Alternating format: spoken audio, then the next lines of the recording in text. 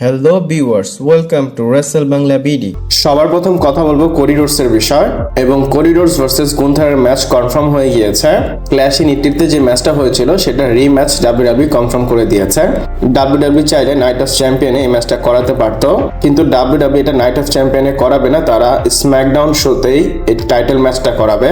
মানে আর 2টা সপ্তাহ পর আপনারা স্ম্যাকডাউনে গুন্থার ভার্সেস করিডোরসের ম্যাচ দেখতে পারবেন ডাব্লিউডাব্লিউ আন্ডারস্পিডিড টাইটেলের জন্য। যে স্ম্যাকডাউনটা কালকে হয়ে গিয়েছে, তারপরে যে স্ম্যাকডাউনটা হবে সেটার পরে যে স্ম্যাকডাউনটা হবে সেই স্ম্যাকডাউনে এদের ম্যাচটা হবে।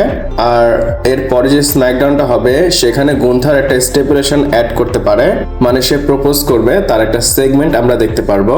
আর স্টেপুলেশনটা কি সেটা আসলে দেখার বিষয়। অনেকে বলতেছে সাবমিশন ম্যাচ হতে পারে, কারণ গুন্থার সবাইকে সাবমিট করায়, ইভেন অনেকে পাস আউটও হয়ে যায়। পাস আউট মানে আমি বলতেছি না তারা মারা যায়, তারা অজ্ঞান হয়ে যায়। তো এরকম যদি সাবমিশন স্টেপুলেশন অ্যাড করে এটা কিন্তু করিডোরসের জন্য বিপদ। আমি বলি আপনাদের স্ম্যাকডাউনে এদের ম্যাচে কি হতে পারে, মানে এখানে কি টাইটেল চেঞ্জ হবে? অ্যান্সার হচ্ছে একদম না, টাইটেল চেঞ্জ হবে না। এর জন্যই এখানে স্যামি জেনের ইনভলভমেন্ট আছে, আর এর জন্যই এদের ম্যাচটা নাইট অফ চ্যাম্পিয়নের আগেই হচ্ছে। এবং নাইট অফ চ্যাম্পিয়নে এদের আরো একটা ম্যাচ করাবে ডাব্লিউডাব্লিউই, এবং নাইট অফ চ্যাম্পিয়নে স্যামি জেনকেও তারা অ্যাড করতে পারে। যতটুকু আপডেটে দেখলাম স্যামি জেন ভার্সেস করিডোরসের ম্যাচ হতে পারে নাইট অফ চ্যাম্পিয়নে, কিন্তু এখন যেহেতু গুন্থারের সাথে করিডোরসের ম্যাচ হবে, অলরেডি স্যামি জেন এখানে ইনভলভ হয়ে গিয়েছে। নাইট অফ চ্যাম্পিয়নে ডাব্লিউডাব্লিউ এদের একটা ট্রিপল থ্রেট ম্যাচ করতে পারে। স্পেশালি আপনারা তো স্ম্যাকডাউন দেখেছেন, এদের সেগমেন্টটা যারা দেখেছেন আপনারা হয়তো আইডিয়া পেয়ে গিয়েছেন যে সামনে গিয়ে এদের কি হতে পারে। কোরি কিন্তু অ্যাক্সিডেন্টলি স্যামি জেনের উপরই জাম্প করেছিল। এক কথায় বলতে পারি স্যামি জেন ইনভলভ হয়ে গিয়েছে এই ফিউডে। আর নাইট অফ চ্যাম্পিয়ন যেহেতু সৌদি আরবে থেকে হচ্ছে, অবভিয়াসলি ডাব্লিউডাব্লিউ স্যামি জেনকে সেখানে বুক করবে। আপনারা নাইট অফ চ্যাম্পিয়নে ট্রিপল থ্রেট ম্যাচ এক্সপেক্ট করতে পারেন ডাব্লিউডাব্লিউ আন্ডারস্পিডিড টাইটেলের জন্য। আর ট্রিপল থ্রেট করার জন্য স্ম্যাকডাউনে তারা এই ম্যাচটা বুক করেছে, আর এই ম্যাচে স্যামি জেনের ইনভলভমেন্ট হবে। এরপর কথা বলবো ব্লাড লাইনের বিষয়। আর ব্লাড লাইন ভার্সেস এমএফটি অ্যাকচুয়ালি এই ফিউডটা প্ল্যান করা হচ্ছে। এটা নিয়ে আপনাদের আমি চট করে আপডেটটা বলে দিই। আমরা যখন দেখেছি ক্ল্যাশ ইন ইটলিতে রোমান রেইন্স তার টাইটেলটা রিটেন করেছে, তখন রিং সাইডে সোলো সিকা এসেছিল। রিং সাইডে না, অডিয়েন্সদের মাঝখানেই রিং এর পাশে এসেছিল এবং সে তার এমএফটি কে নিয়ে এসেছিল। আর তখনই আমরা অফিসিয়াল টিজ পেয়েছি এমএফটি ভার্সেস ব্লাড লাইনের একটা ফিউড হতে যাচ্ছে, এবং এই ফিউডটা লাস্টে গিয়ে সার্ভাইভাল সিরিজে ওয়ার গেম ম্যাচ দিবে। স্ম্যাকডাউনে আপনারা হয়তো দেখেছেন সোলো সিকা রয়েসকিসের কাছে যায় এবং সোলো সিকা রয়েসকিসকে বলে যে তুমি আমাদের এমএফটিতে চলে আসো। সোলো সিকা বলে যে আমরা ব্লাড লাইনের এগেনস্টে ওয়ারের জন্য যাচ্ছি, তো আমাদের টিমে তোমাকে দরকার আছে। সোলো সিকা রয়েসকিসকে বলে জেকা ফাটুর সাথে রোমান রেইন্স কি করেছে সেটা তো তুমি দেখেছই, তো তুমি যদি আমার সাথে না আসো তোমাকে এমনটা করতে পারে তারা। এছাড়া আমরা দেখেছি ক্ল্যাশ ইন ইটলির পর রোমান রেইন্স অ্যালি নাইট এবং রয়েসকিসকে কল আউট করেছিল, এবং রয়েসকিস এটা রেসপন্সও করেছে টুইটারে সে লিখেছে রোমান রেইন্স তার নামটা কেন নিল। তো রয়েসকিস যদি এমএফটির সাথে চলে আসে তাহলে ইট মিনস রয়েসকিস, Solo Sikoa, Talla Tonga and Tama Tonga versus OTC Roman Reigns, Jey Uso, Jimmy Uso এবং Jacob Fatu 4 versus 4 Survival Series War গেমে আমরা এদের ম্যাচটা দেখতে পারবো। এখানে একটা জিনিস বলি, আপনাদের হয়তো প্রশ্ন ওয়ার গেম হতে তো আরো অনেক দেরি, আমরা এখন জুনে আছি, জুলাই, আগস্ট, সেপ্টেম্বর, অক্টোবর, নভেম্বরে সার্ভাইভাল সিরিজ হবে। তো এটার জন্য 5 মাসের মতো সময় আছে। ডাব্লিউডাব্লিউ এই 5 মাসেই এই বিল্ডটা করবে।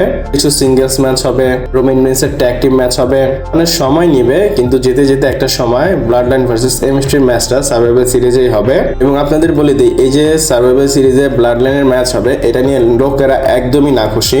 তারা বলতেছে ব্লাড লাইন ফ্যামিলি ড্রামা কবে শেষ হবে ডাব্লিউডাব্লিউতে। বাট অনেক লোকেরা আছে যারা এই জিনিসটাকে দেখতে চায়, যেমন আমি চাই ব্লাড লাইনের আরো ফিউড হোক, লম্বা ফিউড হোক, বছর পর বছর। আপনারা যদি দেখেন ব্লাড লাইন ড্রামার জন্য ইন্টারনেটে এত ভিউ আসে, আপনাদের থটস কি আপনারা কিন্তু বলবেন আপনারা ব্লাড লাইন ভার্সেস এমএফটি ম্যাচ দেখতে চান কিনা। আমি যদি আমার কথা বলি, আমার কোনো প্রবলেম নেই, কিন্তু আমার প্রবলেম হচ্ছে এমএফটি তে এমন কোনো বড় নেম নেই যে এই ম্যাচটাকে হাইপ করবে। ব্লাড লাইনে যদি দেখেন রোমান রেন্স আছে, চেকা ফাটু আছে, জে জিমি আছে, আর ওদিক দিয়ে রয়েস কিস সোলো সিকোয়া দুজন ঠিক আছে, কিন্তু টালাটঙ্গা এবং টামাটঙ্গা তারা এই ম্যাচটাকে হাইপ করতে পারবে না। মানে আমি বোঝাতে চাচ্ছি সেখানে স্টার পাওয়ার খুবই কম। আর সবাই জানে এই ম্যাচটা যদি হয় এই ম্যাচটার রেজাল্ট কি হবে খুবই ইজি প্রেডিক্ট করার জন্য। বাট ডাব্লিউডাব্লিউ যেটা করতেছে, বিল্ড করতেছে, আমরা দেখি, এনজয় করি। আপনারা কি মনে করেন অবশ্যই আমাকে কমেন্ট করে জানাবেন। এরপর ক্ল্যাশ ইন ইটলির স্টার রেটিং এর বিষয়ে কথা বলবো। আর ডেভ মেডিসর এই স্টার রেটিংটা রিভিল করেছে। আপনাদের বলে দেই ডেভ মেডিসর কোন ম্যাচকে কত রেট করেছে। ডেভ মেডিসরের সবচেয়ে হাইয়েস্ট রেটিং ম্যাচ হচ্ছে ব্রক লেসনার ভার্সেস ওবাফেমির। এটা রেটিং দিয়েছে 4 স্টার। আপনারা আন্দাজ করতেই পারতেছেন ওভারঅল ক্ল্যাশ ইন ইটলিকে কত রেট করা হয়েছে। আর আমি ভাবিনি ডেভ মেডিসর লেসনার ওভার ম্যাচটাকে এতটা রেট করবে। নর্মালি ডেভ মেডিসর এরকম ম্যাচকে রেট করতে পছন্দ করে না, অনেক সময় স্কিপ করে। কারণ এই যে ম্যাচের প্যাটার্ন ছিল F5 এর পর F5, back to back Suplex F5, এইগুলো ডেভ মেডিসর পছন্দ করে না। এবং সে যদি রেটিংও করে থাকে 2-3 এরকম রেট করে।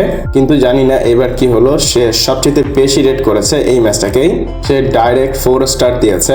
এরপর যদি সেকেন্ড হাইয়েস্ট রেটিং ম্যাচের কথা বলি, সে গুন্থার ভার্সেস কোরিডোরসের ম্যাচটাকে রেট করেছে 3.75। তারপর third highest rating match Roman Reigns versus Jacob Fatu 3.5 rating দিয়েছে। তারপর Rhea Ripley versus Jade Cargill 3 rating দিয়েছে। তারপর Becky Lynch versus Sol Ruca 3 rating দিয়েছে। আমার মনে হয় না কোডি গুন্থারের ম্যাচটা বেটার ছিল রোমান রেন্স এবং জেকাবের থেকে। আমার তো মনে হয় রোমান রেন্স জেকা ফাটুর ম্যাচ শো এর মধ্যে সবচেয়ে বেস্ট ম্যাচ ছিল। লেসনার ওভার ডেফিনেটলি ভালো ছিল, কিন্তু ওই ম্যাচে প্রপার রেসলিং ভাইবস ছিল না। একটা জিনিসই রিপিট হয়েছিল F5 মানে ব্রক লেসনারের ম্যাচের দিক থেকে এটা ঠিক ছিল, কিন্তু ওভারঅল পুরো শো এর দিক থেকে যদি দেখেন রোমান ভার্সেস জেকাবের ম্যাচটাই সবচেয়ে বেস্ট ছিল। এমনি ওবাফেমি ভার্সেস ব্রক লেসনারের ম্যাচটা রেটিং যে 4 দিয়েছে ঠিক আছে, কিন্তু আমি বলতে চাচ্ছি রোমান ভার্সেস জেকাবেরটা আরো বেশি রেট করা যেত। রোমান রেন্সের ম্যাচটা খুবই স্পেশাল ছিল, যেমন স্টেপুলেশন অ্যাড ছিল এবং স্টেপুলেশনটা খুব ভালোভাবে এই ম্যাচে ইউজও করা হয়েছে। ইভেন এই ম্যাচে টুল বক্সও ইউজ করেছে। আর সবচেয়ে লম্বা ম্যাচ কিন্তু এদের ম্যাচটাই ছিল পুরো শো এর মধ্যে। এক কথা একটা ম্যাচে যেই কটা এলিমেন্ট থাকার কথা ছিল পুরোটাই এখানে ছিল। তারপর কোডি গুন্থারটাও সে সেকেন্ডে রেখেছে। তাদের ম্যাচটা তো প্রপার এন্ডও হয়নি, ক্লিয়ার কোনো এন্ড আমরা দেখিনি। রোমান নেটটা খুব ভালো এন্ড ছিল, তাও সে কোডি গুন্থারেরটা 3.75 রেট দিয়েছে। আপনারা কত রেট করতে চান এই পার্টিকুলার ম্যাচে আমাকে অবশ্যই কমেন্ট করে জানাবেন। এছাড়া যেহেতু রেটিং এর কথা বলতেছি, আমি আরো একটা জিনিস আপনাদের মেনশন করতে চাই। আপনারা হয়তো ট্রিপল এতে এল গ্রান্দো আমেরিকানো ভার্সেস ওজি এল গ্রান্দো আমেরিকানোর ম্যাচটা দেখেছেন। সেটা রেট করা হয়েছে, সেটা হচ্ছে 5.75 রেটিং। দেখেন 5.75 স্টার রেটিং পেয়েছে এই ম্যাচটা, এবং এই রেটটা করেছে ডেভ মেডিসর। এবং এটা ডাব্লিউডাব্লিউ হিস্ট্রির সবচেয়ে হাইয়েস্ট রেটিং ম্যাচ। এর আগে কখনোই কেউ এত রেট পায়নি, মানে 5 এর উপরে কেউই পায়নি। এটা 5 এর থেকে উপরে 5.75 স্টার পেয়েছে। ডেফিনেটলি এই ম্যাচটা ভালো ছিল। আপনাদের আবারও বলি কত রেট দিতে চান আমাকে কমেন্ট করে জানাতে পারেন। ভিডিওটা এ পর্যন্ত ছিল, ভালো লাগলে লাইক কমেন্ট শেয়ার সাবস্ক্রাইব করে পাশে থাকবেন। পরবর্তী ভিডিওতে আবার দেখা হচ্ছে।